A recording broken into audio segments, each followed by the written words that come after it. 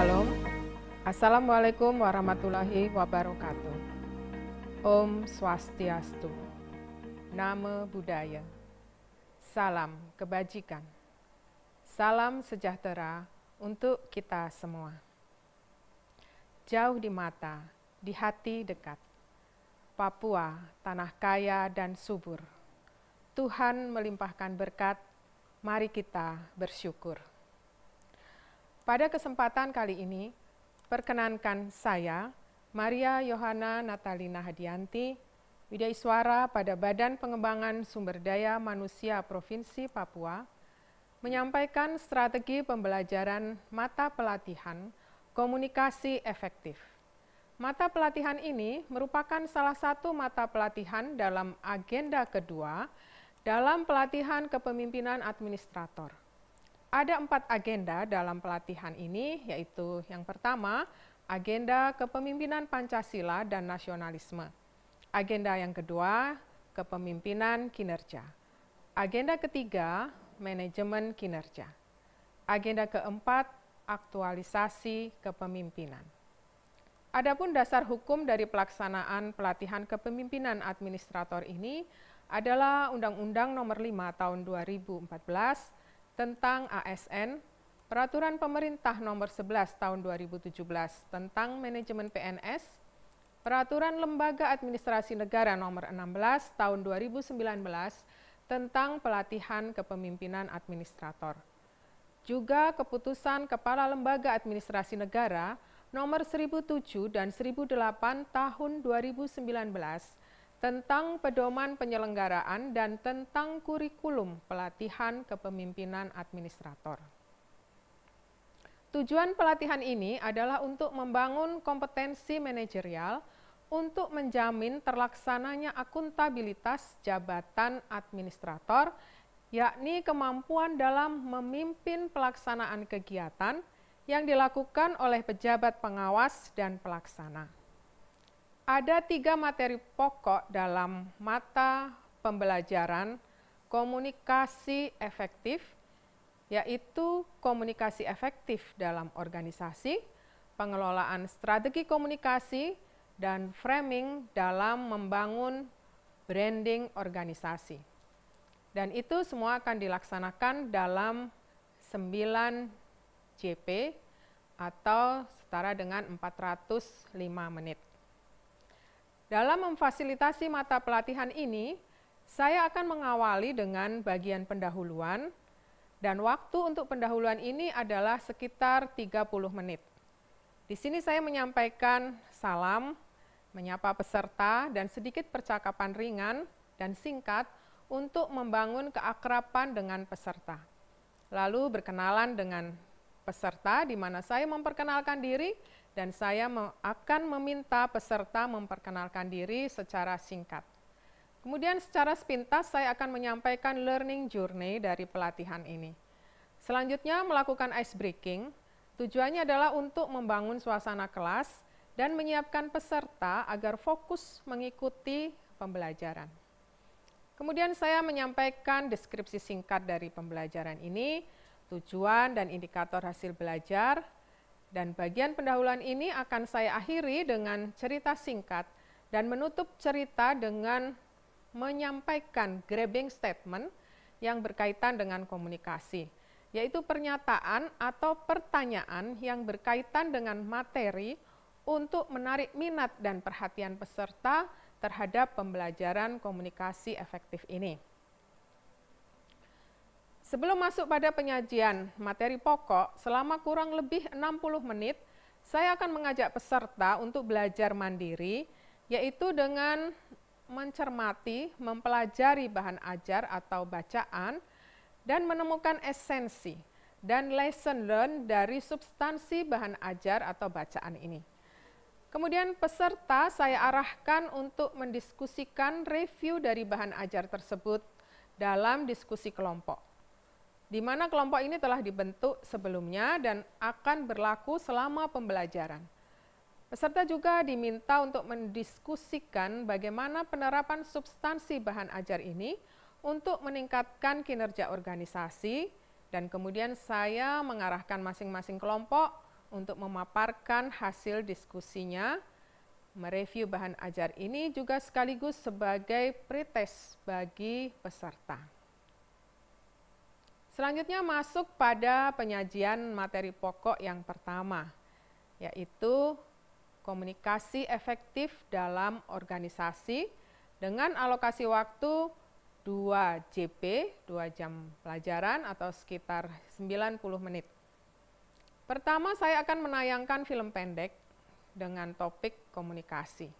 Kemudian saya akan meminta masing-masing peserta untuk menyimak dengan baik dan selanjutnya menuliskan esensi dari film pendek ini, serta mendiskusikan hasil review masing-masing dalam diskusi kelompok.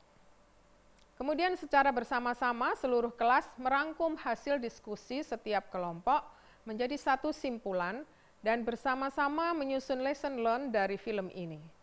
Setelah itu saya akan menjelaskan secara singkat tentang komunikasi efektif dalam organisasi, yaitu mengenai pengertian komunikasi efektif, peran, fungsi, dan indikator dari komunikasi efektif, bentuk dan jenis, serta arah komunikasi.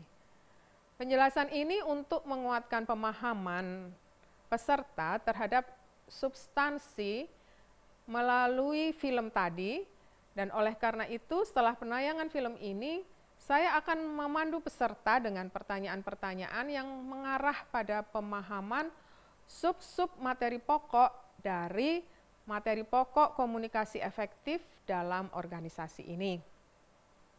Dalam penjelasan ini tetap terbuka kesempatan bagi peserta untuk bertanya jawab secara interaktif.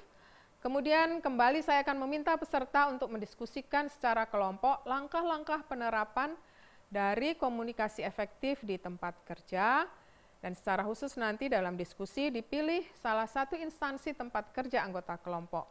Dan kemudian masing-masing kelompok memaparkan kembali hasil diskusi tersebut. Lalu bersama-sama peserta saya membuat simpulan dari hasil diskusi tersebut. Selanjutnya masuk pada penyajian materi pokok kedua, yaitu pengelolaan strategi komunikasi dengan alokasi waktu 90 menit atau 2 JP. Untuk mengantar peserta pada pemahaman tentang pengelolaan strategi komunikasi, saya akan mengajak peserta melakukan aktivitas berupa game yang di sini saya beri judul Spidol Berekor. Game ini nantinya dilakukan 2 kali dengan perbedaan aturan main, sehingga peserta dapat membandingkan, dapat melihat efek yang ditimbulkan dari permainan yang sama tetapi dimainkan dengan aturan yang berbeda. Sebelum memulai aktivitas, saya akan melakukan briefing, yaitu menjelaskan aturan main dalam aktivitas ini. Saya akan meminta 4 orang peserta menjadi pengamat bagi tiap kelompok. Selama peserta melakukan aktivitas, saya dan 4 orang peserta tadi akan mengamati dan mencatat jalannya permainan atau aktivitas ini. Setelah peserta selesai melakukan aktivitas, maka saya melakukan debriefing, yaitu mengajukan pertanyaan-pertanyaan untuk mengaitkan aktivitas tadi dengan substansi materi. Tujuannya untuk menggali pemahaman peserta tentang strategi komunikasi, proses dan pendekatan, serta hambatan komunikasi organisasi. Dengan melakukan aktivitas 2 kali secara berbeda aturan main, peserta akan saya ajak untuk membandingkan efek dari kedua aktivitas ini dengan harapan peserta mendapatkan pemahaman yang lebih mendalam, dan untuk itu sebelumnya saya menyiapkan pertanyaan-pertanyaan yang akan diajukan dalam debriefing. Yang dalam pembelajaran nanti akan saya lengkapi dan disesuaikan dengan hasil pengamatan pelaksanaan aktivitas atau game. Kemudian saya mengarahkan peserta untuk bersama-sama membuat rangkuman dan kesimpulan dari aktivitas tadi dikaitkan dengan substansi pembelajaran. Mengakhiri penyajian materi pokok ini, saya akan menguraikan sub-sub materi pokok berdasarkan modul dan referensi sebagai penguatan pemahaman yang diperoleh peserta dari aktivitas tadi. Selanjutnya masuk pada penyajian ketiga, materi pokok dengan topik framing membangun branding organisasi. Alokasi waktu adalah 2 JP atau 90 menit. Dan saya akan mengawali dengan menjelaskan tentang strategi komunikasi dalam membangun branding organisasi. Menjelaskan tentang unsur-unsur branding, menjelaskan framing dalam komunikasi branding organisasi, dan juga peran media sosial dalam memasarkan branding. Analisis framing dalam branding organisasi, dan juga memberikan contoh-contoh branding organisasi baik dari perusahaan swasta, BUMN maupun pemerintah. Dalam penjelasan ini tetap terbuka kesempatan bagi peserta untuk bertanya jawab secara interaktif. Juga ada curah pendapat. Setelah itu saya akan memberikan tugas kelompok untuk membuat brand organisasi salah satu instansi anggota kelompok. Hasil kerja kelompok tersebut kemudian akan saya minta untuk didiskusikan secara window shopping. Setelah itu saya akan mempersilahkan masing-masing kelompok menyampaikan komentar atas hasil window shopping tadi. Mengakhiri materi pokok ini, saya akan minta peserta untuk melakukan diskusi berupa bedah kasus, dan saya akan siapkan 2 buah kasus dan pertanyaan-pertanyaan untuk memandu arah diskusi kelompok. Kemudian masing-masing kelompok mempresentasikan hasil diskusinya dan tentu saja disertai dengan sesi tanya jawab antar kelompok. Setelah pemaparan selesai, saya akan meminta peserta untuk merangkum dan menyimpulkan serta menemukan lesson learned dari bedah kasus tadi. Selanjutnya saya akan menutup pembelajaran dengan mengajak peserta mereview pembelajaran dari awal hingga akhir tadi dan melakukan evaluasi yang sekaligus sebagai post-test.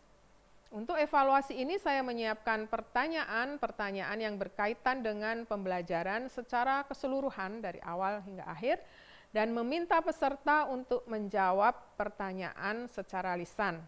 Dan peserta yang lain boleh menambahkan atau menyampaikan komentar. Kemudian saya mengakhiri pembelajaran dengan memberikan penguatan terhadap manfaat dan penerapan pembelajaran dalam unit organisasi peserta. Kemudian saya menyampaikan apresiasi dan salam penutup. Alokasi waktu untuk bagian penutup ini adalah 45 menit. Demikian penyampaian strategi pembelajaran mata pelatihan komunikasi efektif pada pelatihan kepemimpinan administrator. Semoga bermanfaat. Burung Irian, burung cendrawasih. Sekian dan terima kasih. Tuhan memberkati kita semua. Shalom, Assalamualaikum warahmatullahi wabarakatuh.